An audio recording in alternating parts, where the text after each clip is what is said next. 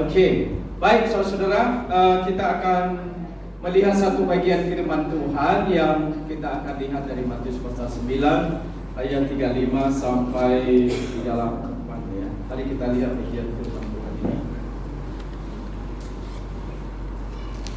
Kita bersyukur karena ini raker yang mungkin setelah sekian lama ya, ini kedua kali kita laksanakan bersama dengan rekan-rekan kita dari Bekasi dan juga dari Serpong ya. Bekasi luar biasa sih, saya lihat semangatnya ini, apalagi gembalanya paling depan. Serpong sudah datang? Belum? Oh iya, sebelumnya. Oke, baik. Mari kita lihat firman Tuhan ini. Kita akan baca bersama-sama karena ayat-ayatnya sangat pendek, jadi saya kira kita bisa baca bersama-sama. 1, 2, 3.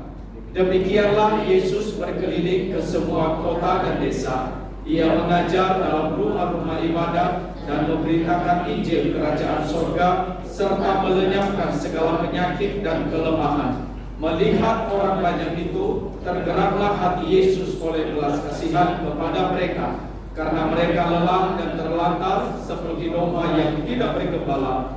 Maka katanya kepada murid-muridnya, "Tuaian memang banyak, tetapi pekerja sedikit. Karena itu mintalah kepada Tuhan yang mempunyai tuaian, supaya Ia mengirimkan pekerja-pekerja untuk tuaian itu." Saudara, di dalam bagian firman Tuhan yang kita baca ini, kita memperhatikan Tuhan Yesus itu dikatakan Dia itu berkeliling dari kota lalu ke desa. Jadi baik pelayanan di kota juga pelayanan ke desa-desa. Dan di sana dikatakan Dia itu mengajar di dalam rumah-rumah ibadat. Lalu kemudian dikatakan juga Tuhan Yesus itu memberitakan Injil kerajaan Allah. Bahkan Dia juga menyembuhkan baik mereka yang sakit maupun yang lemah. Sehingga pelayanan Tuhan Yesus itu menjadi satu pelayanan yang menyentuh banyak orang yang Tuhan Yesus bilang itu mereka seperti domba yang tidak bergembala.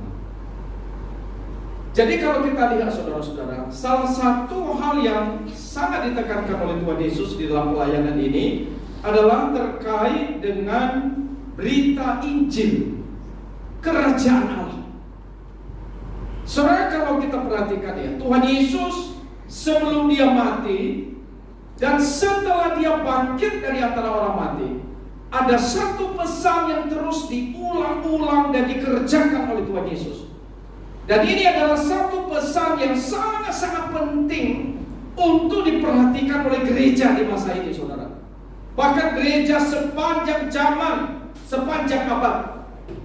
Nah, kalau kita lihat saudara, apa yang menjadi isi atau yang terus dikumandangkan oleh Tuhan Yesus di dalam pelayanan Dia waktu Dia hidup, bahkan setelah Dia bangkit pun Dia masih ingatkan dan sampaikan kepada murid-muridnya. Dan itu adalah terkait dengan kerajaan Allah. Tuhan Yesus hadir ke dalam dunia ini, saudara-saudara, karena urusan kerajaan Allah ini. Dan Tuhan Yesus meninggalkan surga tahtanya yang mulia, itu juga karena urusan daripada kerajaan Allah ini. Sehingga kita melihat saudara, kalau sampai Tuhan Yesus itu Dia berkeliling ke kota, ke desa, dan ke berbagai tempat, kita juga melihat karena urusan daripada kerajaan Allah. Nah, sekarang saudara-saudara coba perhatikan mengapa saudara-saudara Tuhan Yesus itu sangat menekankan soal kerajaan Allah. Mengapa itu menjadi satu berita yang terus dikumandangkan oleh Kristus. Sebelum Dia mati, setelah Dia bangkit pun Dia masih 40 hari bicarakan itu kepada murid-muridnya. Dorong mereka supaya pergi beritakan kerajaan Allah. Kenapa saudara-saudara? Karena kerajaan Allah, Injil kabar baik itu adalah kebutuhan utama manusia. Kita semua tahu manusia sudah jatuh dalam dosa. Kita sudah berulang-ulang mendengar bagian ini saudara, dan kita tahu manusia itu membutuhkan keselamatan, membutuhkan penebusan, membutuhkan pengampunan, membutuhkan pembaharuan, membutuhkan pemulihan, dan membutuhkan anugerah Allah. Dan Injil itu kabar baik yang menyelamatkan mereka. Karena kita meyakini saudara, tidak ada keselamatan di luar daripada Injil Kristus. Dan Tuhan Yesus menekankan itu saudara, karena supaya setiap orang bisa mengenal, berjumpa dengan Allah, sehingga pengampunan, penebusan, pemulihan, pembaharuan, arah hidup yang baru mereka bisa alami. Itu yang pertama saudara. Yang kedua, karena kalau kita lihat kerajaan surga ini, kerajaan Allah ini, itu adalah kerajaan yang kekal. Kerajaan yang melampaui kesementaraan, melintasi zaman. Kerajaan ini adalah kerajaan yang kekal. Kerajaan surga itu adalah kerajaan yang melampaui zaman kita. Saudara, kalau kita melihat di dunia, kerajaan itu banyak. Di dalam Alkitab ada beberapa kerajaan besar yang sering kita dengar. Misalnya kerajaan Asyur, kerajaan Babel, kerajaan Persia.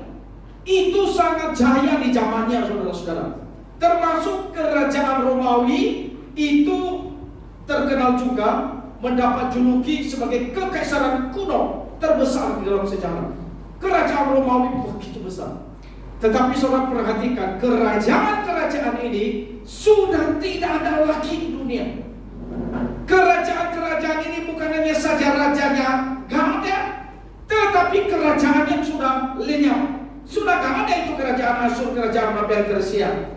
Orang bisa katakan memang ini Persia, ini memang Asyur, tetapi sudah tidak ada kerajaannya. Kerajaan Romawi juga sudah punah. Meskipun Roma masih ada, tapi kerajaannya sudah gak ada. Itu membuktikan bahwa kerajaan-kerajaan di dunia itu memang sifatnya sementara. Tetapi kerajaan Allah yang dikumandangkan oleh Kristus itu adalah kerajaan yang melampaui zaman, melintasi zaman saudara. Itu kerajaan yang kekal. Itu sebabnya sebelum kerajaan-kerajaan berdiri di dunia, kerajaan Allah ini sudah ada. Sebelum kita lahir pun, itu kerajaan Allah sudah ada. Kerajaan Allah sudah ada dari dulu, sekarang, dan selama-lamanya. Dan inilah kerajaan di mana Allah itu, Dia sebagai Raja. Maka saudara-saudara yang terkasih dalam Tuhan, kalau kerajaan Allah ini adalah kerajaan yang kekal, itu sebabnya Kristus. Kenapa Dia datang ke dalam dunia saudara? Karena Dia tahu saudara-saudara bahwa ini adalah yang dibutuhkan oleh manusia. Maka Dia berkeliling ke kota, ke desa, memberitakan tentang kerajaan Allah ini. Itu sebabnya Dia rela saudara tinggalkan tahtanya, turun ke dalam dunia, rela disalib, karena hanya ada satu dan terkait dengan urusan kerajaan Allah. Nah, kenapa saya bicara ini saudara-saudara? Karena kalau kita rangker hari ini saudara, saya yakin saudara, dan kita sungguh-sungguh mempercayai bahwa hari ini rangker ini ada karena urusan kerajaan Allah. Kita mempersiapkan program 2026 itu juga adalah urusannya karena urusan kerajaan Allah. Bahkan kita terus memperjuangkan, berkorban di dalam pekerjaan Tuhan, itu semua terkait urusannya dengan kerajaan Allah. Semua terkait dengan kerajaan Allah, saudara-saudara. Dan kita melihat bagaimana Tuhan Yesus pun sebenarnya di dalam urusan kerajaan Allah ini, Dia sebenarnya telah memberi contoh teladan kepada kita. Dia keliling ke kota, Dia keliling ke desa. Kalau saudara perhatikan ini, Tuhan Yesus itu sebenarnya, saya coba pikirkan ya, waktu itu nggak ada mobil, waktu itu nggak ada motor, belum ada pesawat, kapal pun belum ada yang bermesin, yang ada perahu ada. Tetapi saudara, Tuhan Yesus rela berjerih lelah, jalan kaki, menanggung segala kesulitan, bahkan rela meneteskan bukan hanya saja keringat, termasuk air mata, bahkan darah, karena urusan daripada kerajaan Allah ini. Maka saudara-saudara, kalau kita betul-betul yakin mengapa kita hadir di sini karena urusan kerajaan Allah, saudara-saudara, maka kita melihat betapa pentingnya kita perlu memikirkan di dalam seluruh, bahkan sepanjang pelayanan kita di dalam gereja Tuhan. yaitu adalah memikirkan terkait dengan kerajaan Allah ini. Nah saudara-saudara, masalahnya kenapa seringkali kerajaan Allah ini justru tidak dipikirkan oleh banyak orang, tidak dipikirkan oleh banyak hamba Tuhan, tidak dipikirkan oleh banyak pelayan-pelayan yang ada di dalam gereja, termasuk pengurus-pengurus gereja. Karena seringkali saudara, mungkin kita tidak memahami betapa pentingnya kerajaan Allah ini. Saya melihat beberapa hal kenapa kemudian orang itu kemudian berubah saudara. Bukan membesarkan kerajaan Allah, tetapi lebih membesarkan hal yang lain. Saudara, di dalam pekerjaan Tuhan, orang itu kelihatannya mungkin sedang ada di dalam pekerjaan Allah, tetapi apa betul-betul mengerjakan pekerjaan Allah bagi kemuliaan Allah? Atau jangan-jangan saudara di dalam pelayanan sebenarnya sedang mencari nama, sedang mencari jabatan supaya populer. Saudara-saudara, kalau kita bukan membesarkan kerajaan Allah, maka sebenarnya kita sedang membesarkan diri kita sendiri, membesarkan nama kita sendiri, membesarkan kerajaan kita sendiri, bukan membesarkan kerajaan Allah. Tetapi hari ini melalui firman Tuhan kita melihat yang perlu kita besarkan bukan kerajaan kita, tapi bagaimana kerajaan Allah di dunia ini diketahui, dikenal, tersebar di seluruh kota, di desa, di dalam seluruh pelayanan kita. Saudara, ini satu prinsip yang sangat penting yang firman Tuhan berikan kepada kita. Saudara, kenapa seringkali orang itu bisa bergeser, tidak membesarkan kerajaan surga? Karena saudara, kemungkinan banyak penyebab, tapi saya coba renungkan. Kemungkinan karena bergeser visi. Orang yang bergeser visi saudara, maka mungkin visi awal-awalnya itu adalah kerajaan Allah, tapi kemudian dia tidak lagi berfokus kepada visi terkait dengan kerajaan Allah, tetapi kepada visi diri sendiri. Dan ketika hal ini terjadi dalam diri kita, bahaya enggak? Sangat bahaya saudara-saudara. Kalau kita di dalam melayani Tuhan itu, kita sudah bergeser visinya saudara-saudara. Hamba Tuhan bergeser visinya, majelis visinya bergeser, pengurus setiap orang bergeser di dalam gereja Tuhan, bukan untuk kerajaan Allah. Saudara, itu bahaya. Karena itu bisa akhirnya seperti yang saya sebutkan tadi, bagi diri sendiri, bagi kerajaan sendiri, bagi nama sendiri, bagi kemuliaan diri sendiri. Dan itu pasti akan merusak pekerjaan Tuhan. Orang yang bergeser visi saudara-saudara, maka dia tidak akan memikirkan dengan baik-baik soal kerajaan Allah. Dan kita melihat banyak hamba Tuhan bisa bergeser visinya saudara. Hati yang tidak murni, ini juga masalah saudara. Hati yang tidak murni, hati yang tidak tulus di dalam melayani Tuhan. Saudara, boleh kita lihat hati kita masing-masing seperti apa di dalam pekerjaan Tuhan.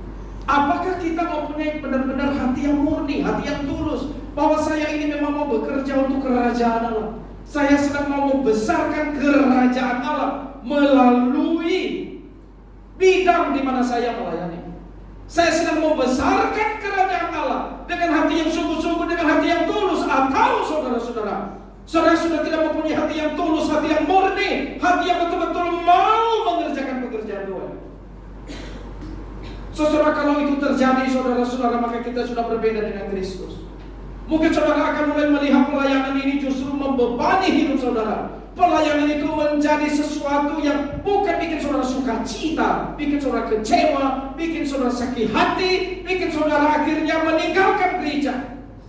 Dan saudara mungkin berpikir lebih baik saya gak usah ada tinggal dalam gereja. Saudara-saudara, hati yang tidak tulus, hati yang tidak murni, di dalam Alkitab ada beberapa contoh. Dan orang-orang yang tidak murni, orang-orang yang tidak tulus, saudara, itu merusak pekerjaan itu. Makanya mari kita pikirkan hati kita masih murni.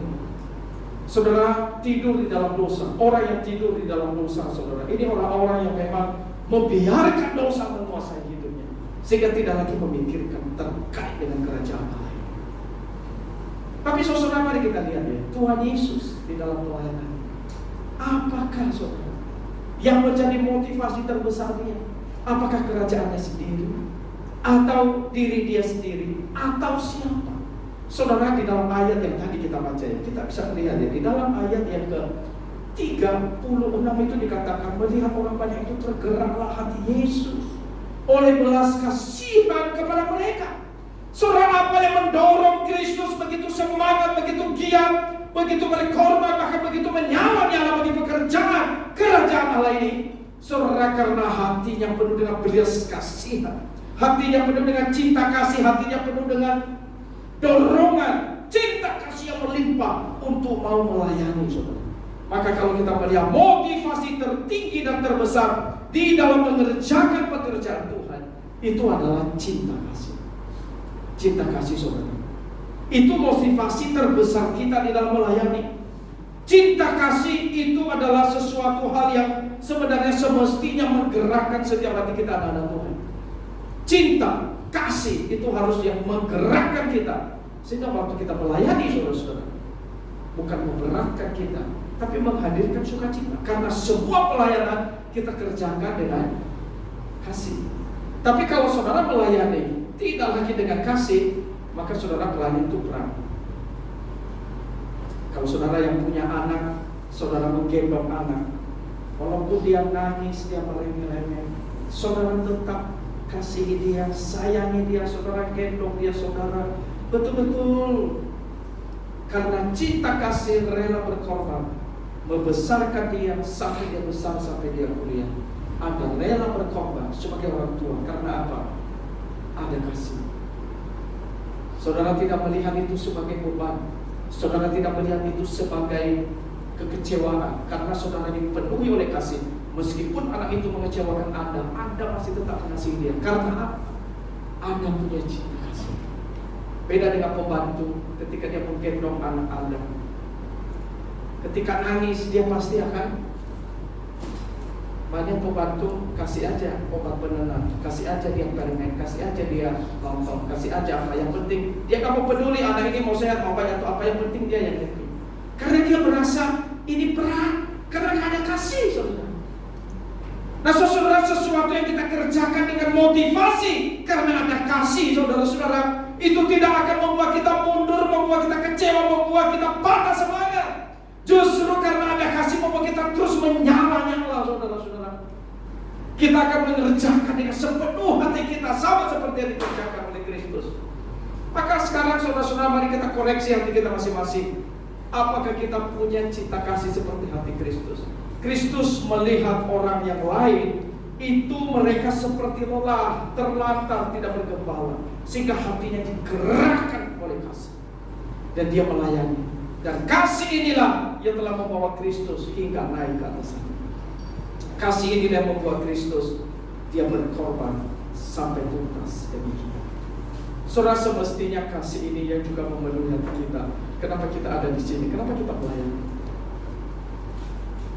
Saudara, ini mesin vakum yang saya punya di rumah. Saya dapat waktu saya beli mesin cuci 3 tahun yang lalu. Saya dapat hadiah mesin vakum ini. Dan 3 tahun lebih saya sudah pakai. Dan waktu saya pakai, saudara-saudara, awalnya bagus. Dia menyedot debu itu, wah, disedot semua, sangat baik.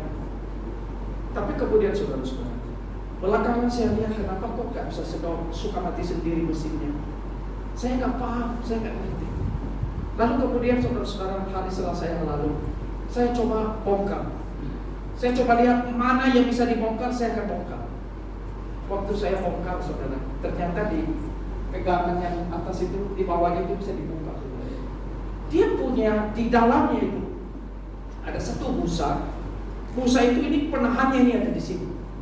Dan itu dia punya tebal debunya itu luar biasa. Semua ada di sana, ada batu-batu, besi-besi yang selama ini disedot semua nempel di situ tebal.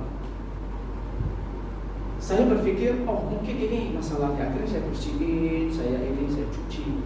Setelah saya bersihin, saudara, itu mesin cuci, mesin vakum saya ini, waktu saya pakai pertama kali, saya sangat kaget. Karena waktu biasanya kan kita geser-geser begini kan, waktu saya geser-geser, nggak bisa saya geser, terlalu kencang, saudara. Sakit dia nyendoknya itu loh. Jadi dia nyendok itu sampai akhirnya, waduh, tangan saya capek. Kenapa saudara-saudara? Karena dia sudah dibersihkan. Dia sudah berfungsi normal kembali. Sehingga di tangan kita, saudara, kita bisa pakai. Bahkan dia menjadi satu alat yang sangat efektif. Dia berfungsi seperti semula. Saudara-saudara, seringkali saudara, hidup kita tidak berfungsi maksimal di dalam pekerjaan Allah, di dalam kerajaan Tuhan, karena banyak kotoran. Ini kotorannya, saudara-saudara. Dan kotoran ini harus kita bereskan, saudara-saudara. Hati kita mungkin sudah tidak murni lagi di dalam pekerjaan Tuhan. Kita mulai hitung-hitungan saat kita pelayanan. Kita tidak memikirkan ini untuk kerajaan Allah. Kita mungkin sudah mulai tertidur di dalam dosa. Kita biarkan dosa-dosa menguasai hidup kita. Kita tidak bereskan. Dan kita mungkin sudah berubah, visinya sudah bergeser. Nah saudara, semua hal ini mematikan akan kehidupan rohani kita dan membuat kita tidak lagi efektif dalam pelayanan. Maka orang-orang yang tidak murni motivasinya, orang-orang yang bergeser visinya, orang-orang yang terus hidup di dalam dosa, percayalah saudara, hidup Anda tidak akan dipakai oleh Tuhan. Hidup Anda tidak akan dipakai oleh Tuhan. Tapi waktu Anda membereskan diri baik-baik di hadapan Tuhan, maka saya yakin hidup Anda pasti akan dipakai oleh Tuhan. Maka mari kita perlu kembali hati kita di hadapan Tuhan, motivasi kita. Mari kita melihat ini kerajaan Allah. Saya bekerja, saya melayani, ini bukan untuk pendeta, ini bukan untuk manusia. Ini adalah untuk kemuliaan Tuhan. Saudara, mari kita mempunyai pikiran seperti ini. Kita berjuang, kita mengerjakan apapun, berkorban, waktu, pikiran, tenaga, dan segalanya, itu semua untuk kerajaan. Maka saudara-saudara yang terkasih di dalam Tuhan, kita di dalam pekerjaan Tuhan itu bukan penjaga akuarium. 2 tahun yang lalu saya pernah menyampaikan gambar ini di raker ini. 2 tahun yang lalu, karena tahun lalu saat dia berlalu. Saya sampaikan lagi di tahun ini, kita bukan penjaga akuarium. Kita di dalam gereja Tuhan adalah penjala manusia, memberitakan Injil kerajaan Allah dari kota ke kota, dari desa ke desa. Itu tugas kita, bukan penjaga akuarium. Memang lihat akuarium itu bagus, manis, indah, tapi tugas kita bukan. Kita itu adalah penjala manusia. Maka saudara, kalau kita sungguh memahami ini, harusnya firman ini mendorong kita untuk menjadi orang yang bergerak, bukan menjadi orang yang pasif. Makanya saya melihat sebenarnya kalau kita melihat pekerjaan Tuhan itu sangat luas. Tuhan Yesus sendiri mengatakan Tuhan itu banyak, tapi pekerjaannya sangat sedikit. Maka coba saudara perhatikan, haruskah ada orang yang nganggur dalam pekerjaan Tuhan? Saya kira ya saudara-saudara, tempat di mana orang semestinya tidak ada yang nganggur, tidak ada yang berpangku tangan, tidak ada yang tertidur, itu adalah tempatnya di dalam gereja. Seharusnya di dalam gereja tidak ada pengangguran. Seharusnya di dalam gereja tidak ada pengangguran rohani.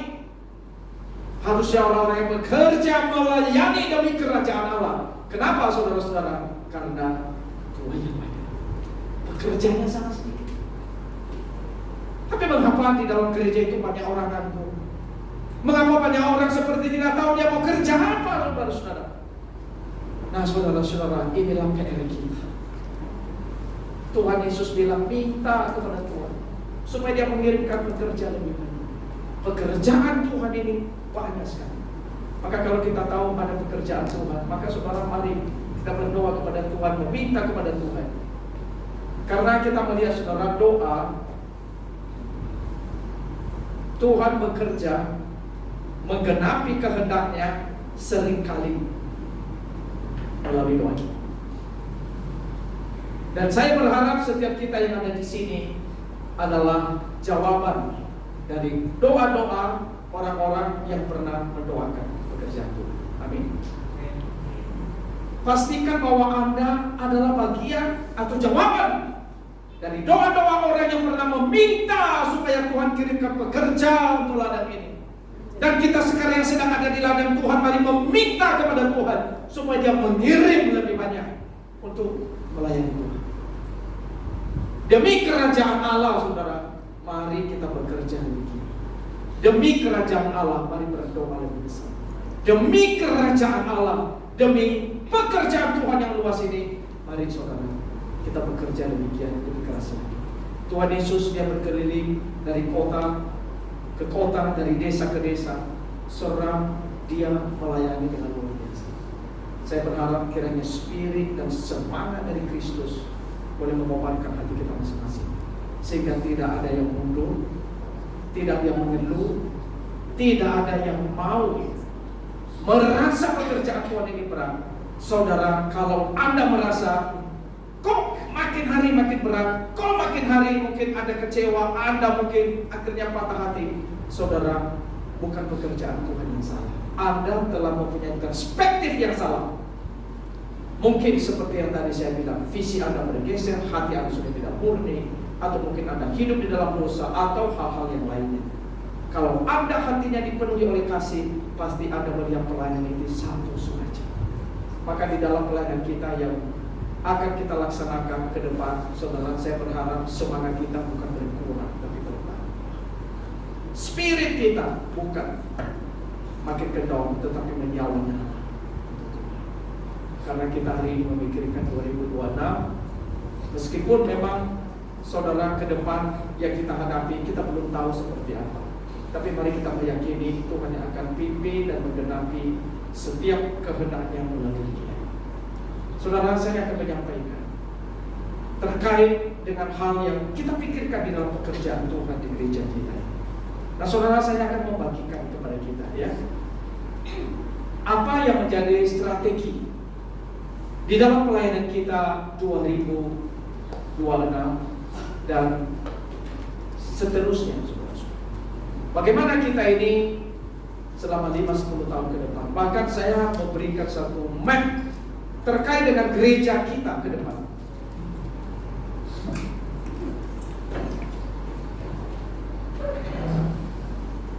Tadi agak kecil, jadi akan dibikin yang lebih besar.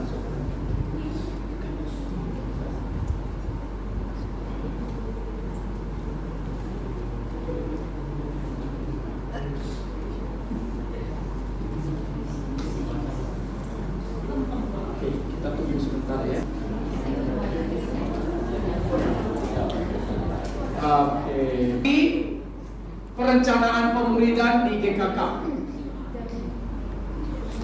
Saudara, ada 3 bagian besar yang kita mau kerjakan tahun depan. Itu adalah penginjilan, pembinaan. Masih ada lagi yang lebih besar sebenarnya. Ini ya, betul ya? Oh, ini yang besarnya ya. Oke. Saya coba lihat punya saya dulu yang kecil, saudara. Saya agak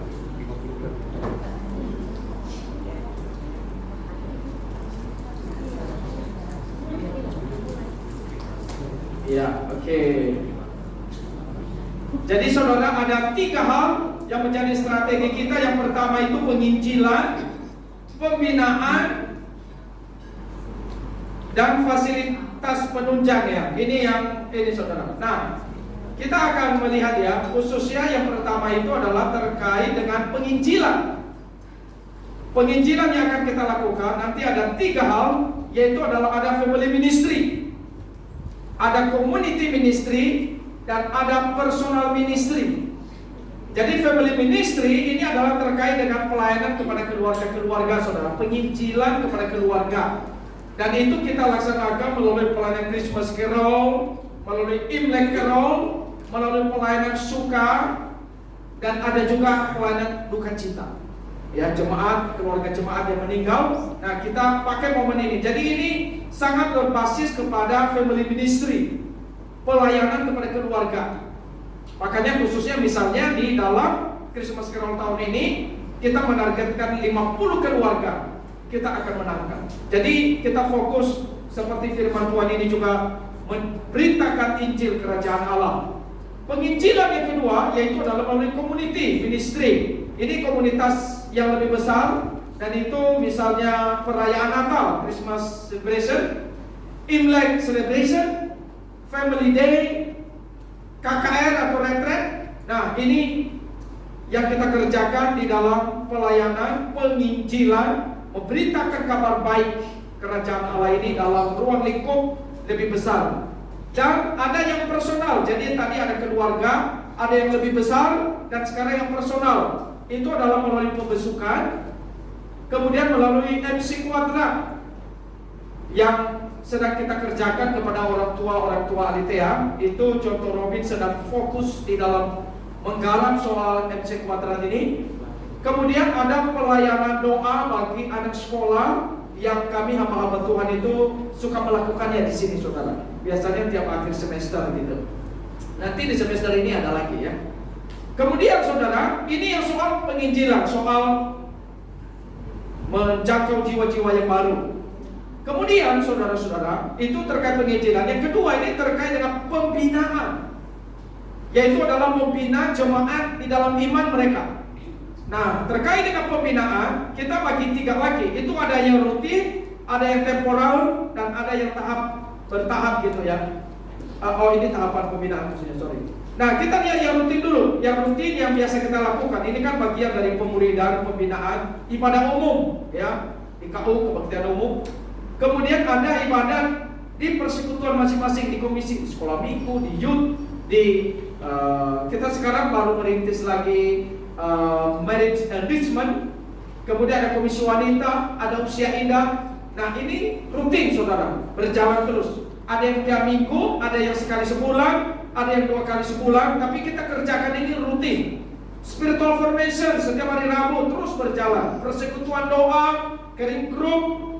Ini kering group di bawah ya saudara ya. Nah, ini adalah bagian dari yang rutin yang kita kerjakan di dalam pembinaan ini.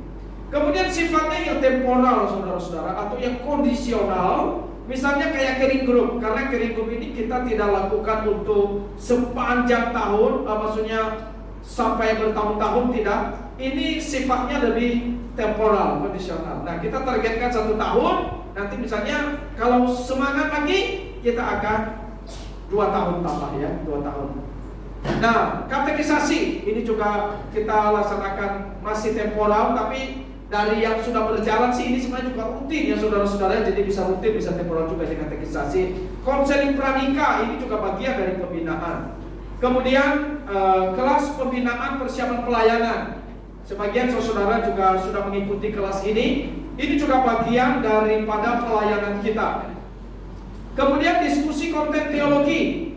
Beberapa tahun yang lalu kita sudah melakukan, dan terakhir kemarin di bulan Oktober hari Rabu kita juga sudah melakukan dikte ini yang kemarin, Back to the Bible ya. Kemudian seminar. Beberapa waktu yang lalu saudara juga sudah mengikuti seminar. Dan kemudian ada satu lagi saudara yang kita tambah temporal, tetapi yang sangat penting, dan ini nanti menjadi satu bagian yang akan terus kita kerjakan ke depan. Salah satu ini fokus gereja kita tahun depan, yaitu adalah pengkaderan leader. Supaya jemaat ini boleh dipersiapkan, dikader menjadi leader. Kita kan punya kesulitan cari majelis, cari pengurus. Nah, bagaimana mereka yang sudah duduk di dalam kepengurusan ini naik satu level lagi, yaitu adalah jadi leader, jadi pemimpin. Makanya kalau saudara melihat tahapan daripada pembinaan ini, jadi dari jiwa baru, dari orang yang belum kenal Tuhan sama sekali. Kemudian nanti dia setelah jiwa baru datang, dia lahir baru ya. Setelah dia lahir baru, dia dikatekisasi sampai dia dibaptis. Kemudian kan dia akan terus bertumbuh. Nah, waktu dia bertumbuh, ya mungkin dia akan jadi jemaat yang setia, rajin ibadah, doa dan sebagainya. Tapi kemudian dia menjadi jemaat yang dewasa, terlibat di dalam kemajelisan, di dalam kepengurusan dan sebagainya ya. Tapi setelah dia ada di sana saudara-saudara, kita akan tambahkan lagi, nanti dia akan naik satu level lagi. Bukan hanya sekedar menjadi jemaat yang dewasa, tapi dia menjadi pemimpin. Maka kita berharap nanti GKK ke depan punya pemimpin-pemimpin yang banyak. Nah, tahun depan saudara kita sudah mempersiapkan beberapa hal terkait dengan pengkaderan leader ini. Nanti akan tim pembinaan sudah mempersiapkannya. Dan setiap komisi-komisi kita juga mendorong oleh mempersiapkan para leader-leader ini. Termasuk nanti mulai Christmas Carol ini pun kita melatih para leader. Leader itu gak harus jadi berdiri di depan ya, tapi mungkin saudara dia bisa bawa jiwa-jiwa baru. Nah, dia bisa memimpin orang lain datang kepada Tuhan. Itu adalah satu bentuk daripada leader yang sederhana. Nah, saudara, untuk hal ini semua supaya bisa berjalan dengan baik, saudara ya.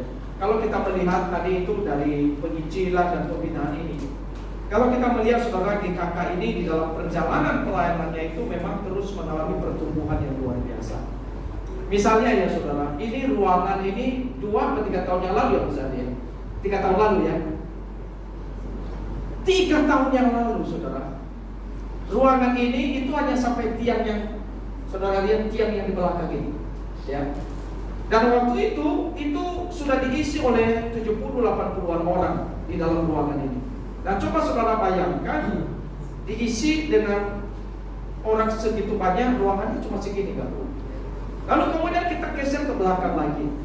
Dan waktu kita geser saudara, itu ternyata sekarang diisi sampai 120 orang anak-anak itu. Dan ruangan ini sudah nggak memadai lagi. Sudah nggak memadai untuk anak-anak youth. Seukuran, jangankan 120 ya, untuk 100 orang kumpul di sini udah seseknya luar biasa. Kita Usia Indah pernah isi ruangan ini 120 orang Usia Indah, dan itu udah terakhir bulan Agustus kemarin aja kita isi 90-an orang.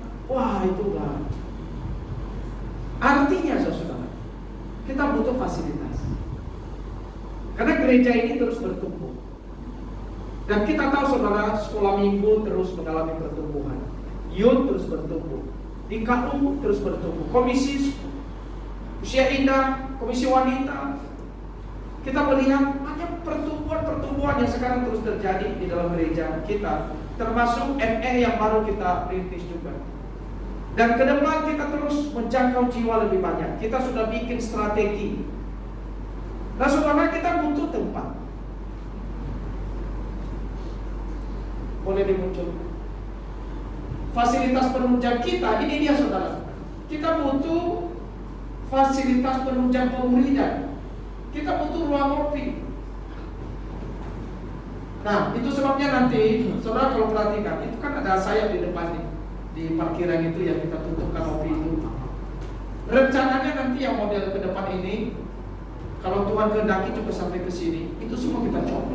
Modelnya L, model L. Ini kita mau coba. Majelis sudah memikirkan soal ini supaya kita punya ruang untuk kita ngopi, ya. Kalau memungkinkan nanti juga ruang untuk kita bisa ibadah. Jadi coba bayangkan ya saudara, itu ruangan kan kalau naik nanti cukup besar, bisa nembus di penyambut tamu yang di lantai 2 itu. Jadi bisa tembus di situ nanti ruangannya di sana ya. Itu rencananya saudara. Dan kalau Tuhan pimpin kita, nanti majelis akan membicarakan ini. Mungkin tahun depan kita mulai gerak. Tahun depan kita akan gerak soalnya. Kemudian peremajaan panggung di lantai 2. Jadi lantai kita yang di sini itu, yang panggung kita itu kan sebenarnya kalau saudara perhatikan sudah mulai kotor dan banyak rayap di dalamnya. Nah, itu sebagian kalau saudara tekan dia punya itu sebenarnya langsung kenalan gitu. Seperti jadi udah layapan sebenarnya. Nah, itu untuk peremajaan. Dana yang diperlukan kita nggak tahu saudara-saudara. Tetapi yang kita pahami adalah kalau ini adalah untuk kerajaan Allah, maka kita juga meyakini Tuhan yang akan mencukupkan. Sepanjang perjalanan pelayanan GKK, Saudara-saudara, kita melihat Tuhan itu selalu memimpin. GKK selalu memulai pelayanan itu setiap awal tahun dimulai dengan minus. Bukan nol, tapi minus, maksudnya. Tetapi di dalam perjalanannya sampai hari ini saya melihat pimpinan Tuhan dan berkat Tuhan bagi gereja ini. Dan Tuhan selalu mencukupkan segala kebutuhan untuk rumah Tuhan. Baik ketika membangun sekolah Alitea, ini semua adalah persembahan iman jemaat. Kenapa sekolah Alitea yang 4 lantai bisa berdiri itu karena persembahan iman jemaat. GKK Poris dibeli 1M lebih ya, 1,2M kalau nggak salah. Itu juga karena persembahan iman dari jemaat yang sangat mencintai Tuhan, mencintai gereja ini, sehingga bisa kembangkan pelayanan di sana. Lalu kemudian GKK Bekasi itu dibeli tempatnya 1M. Itu juga adalah persembahan iman jemaat, saudara. Karena sangat mencintai Tuhan, sangat mencintai gereja ini. Kita bangun lift, itu juga persembahan iman. Ini termasuk pengembangan ini kurang lebih waktu itu 80-an juta ya. Ini juga semua persembahan dari jemaat.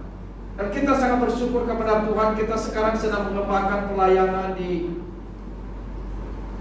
Sumba, saudara-saudara. Dan di Sumba itu rencana tahun depan mungkin mereka sudah pasang fondasi dan bangun tempat. Dan GKK Serpong Tuhan juga sudah titipkan ke kita. Dan kita sudah keluarkan dana di sana hampir 300-an juta, benar ya? 300-an juta. Dan itu juga adalah karena kasih karunia Tuhan. Tuhan yang telah memampukan kita untuk mewujudkan hal ini. Dan rencana ke depan pun nanti juga memang akan kita kembangkan pelayanan di sana. Sehingga saudara, saya melihat Tuhan tidak pernah meninggalkan pekerjaan. Tuhan yang akan menyediakan segala kebutuhan kita. Saudara, pekerjaan Tuhan ini kita berjalan bukan karena ada uang baru jalan. Pekerjaan Tuhan dikerjakan tidak dengan uang. Pekerjaan Tuhan itu dikerjakan karena mengikuti pimpinan Tuhan. Ada uang, tidak ada uang, kalau Tuhan pimpin, jalan. Sama seperti yang dilakukan oleh orang Israel ketika mereka keluar dari Mesir. Mereka keluar bukan karena mereka jago perang, tapi mereka keluar karena Tuhan yang pimpin. Malam hari mereka dipimpin oleh tiang api, siang hari dipimpin oleh tiang awan. Karena mengikuti pimpinan Tuhan, mereka berhasil. Saudara, saya berharap gereja kita, gereja yang peka terhadap pimpinan Tuhan dan pimpinan Roh Kudus. Uang jangan menjadi penghalang di dalam pekerjaan Tuhan. Amin. Kalau Tuhan pimpin, melangkah. Nah, saudara-saudara, strategi pelayanan kita selain itu adalah kita juga akan nanti mengupdate khususnya digital ministry. Digital ministry kita akan mengupdate konten berkala nanti. Jadi kita kembangkan. Bidang misi kita akan mengerjakan ini tahun depan. Promosi tema acara pelayanan kita ya di dalam website ya, ini di dalam websitenya. Ringkasan khotbah, naskah khotbah nanti juga akan bisa di-upload ke sono. Termasuk kita ada ME, saudara. ME ini nanti akan rekaman tahun depan selama 6 kali di bulan ganjil. Januari, Maret, Mei, itu nanti akan dibikin rekaman dan akan di-upload di media sosial kita.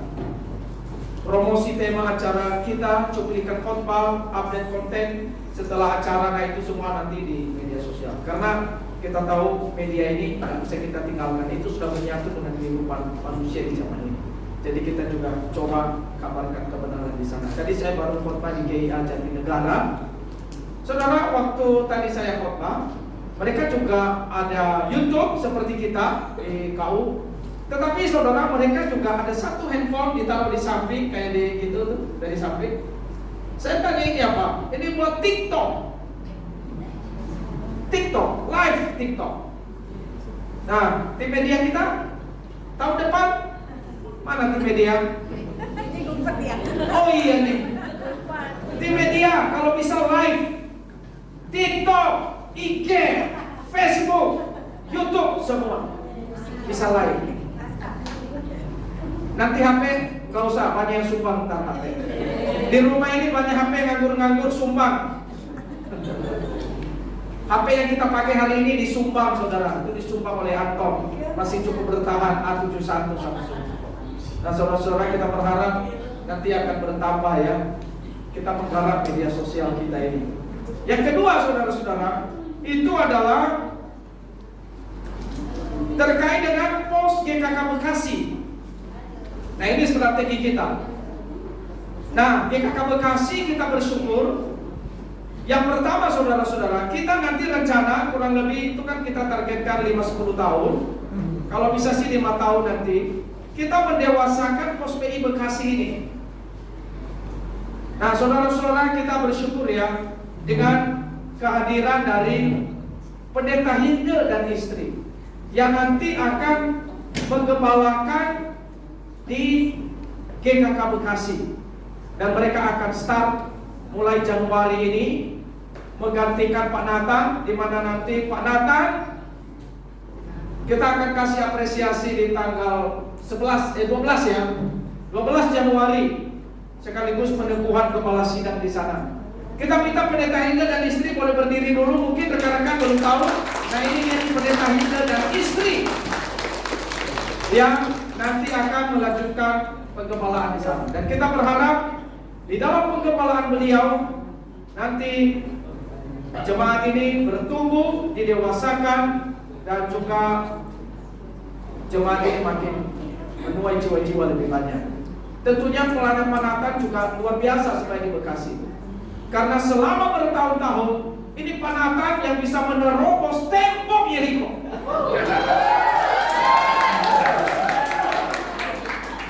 Meruntuhkannya ya Pak Nathan ya. Membangun kembali. Dan dibangun kembali ya. Sehingga sekarang GKK Bekasi itu punya tempat yang sangat bagus ya. Untuk ibadah itu udah bagus sekali ya. Dan Pak Nathan bilang tugas saya sudah selesai, membangun fisik. Sekarang membangun spiritual diserahkan kepada Pak Hilda. Nah Pak Hilda punya rencana saudara. Pak Hilda itu akan buka ibadah kedua di GKK Bekasi. Tahun depan akan dimulai. Jadi selama ini kan GKK Bekasi itu ibadahnya 7:30. Tapi nanti mereka akan buka tahun 2. Kita berharap pertengahan tahun ini sudah bisa jalan. Dan namanya saudara, kita sudah pikirkan, namanya itu adalah G4C. Jadi ini sebenarnya kepanjangan dari Gereja Kristen Kebenaran for Christ. Nah, kita kasih namanya G4C. Nah, G4C kemungkinan besar gereja kita nanti di sinode kita di ini kita akan buka KU2, KU3, KU4, kita pakai nama G4C. Saya sedikit kasih bocoran. Saudara-saudara, kalau GKK Bekasi sebenarnya buka KU2, nanti kita di sini rencananya kita akan buka KU yang ketiga. Tapi namanya bukan lagi KU3, tapi namanya G4C. Jadi di Raja Wali ada G4C, di Bekasi ada G4C juga. Itu rencananya, saudara. Jadi kita di dalam pekerjaan Tuhan ini akan terus memikirkan hal-hal yang lebih baik. Kenapa pakai G4C sih? Bukan nama yang lain gitu. Sekarang brand itu udah punya nilai jual di masa sekarang. Ya. Sekarang orang ibadah di mana? GPCC. Di mana lagi ibadahnya misalnya? Gilgal, ACC. Nah, sekarang ibadah di mana? G4C. Nanti kita berharap kalau Tuhan pimpin Jordan jadi ketua G4C.